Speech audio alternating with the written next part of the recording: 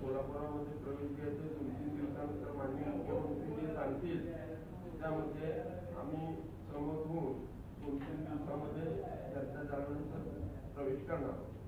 नाराजगी नाही. आम्ही गेल्या मीटिंग मध्ये प्रश्न सांगितला की बाबा मुंबईला ज्यावेळेला 2 वेळा शिष्टमंडळ गेलं आणि त्यांना विचारलं की सावंत सरांना पदमुक्त केलं असेल तर आम्हाला सांगा, म्हणजे आम्ही कुणाच्या नेतृत्वाखाली नेमकं काम करायचं हे तर दिशा सांगा.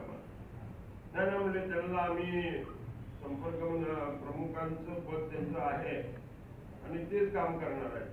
काम करणार आहे यायचं, पदाधिकारी निवडायचे, स्वतः सावंत सरांच्या मतदारसंघात माळ्यामध्ये जाऊन त्यांनी काही निवडी केल्या आणि अगोदरचे सरांनी केलेले पदाधिकारी त्यांनी पदमुक्त केलं त्यांना.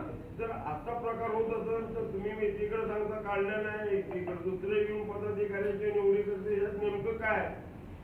2 वेळा गेलो पण त्याची दखल वरच्या सृष्टीने सुद्धा न घेतल्यामुळं आम्ही सोलापूर शहरामध्ये सुद्धा जी चाललेलं बाहेरच्या लोक यायचे आणि निवडी करायचे त्याला वैतागून आम्ही शेवटी आज निर्णय घेतला की जेवढ्या लोकांनी राजीनामे दिले ते सगळे भाजपमध्ये प्रवेश करणार.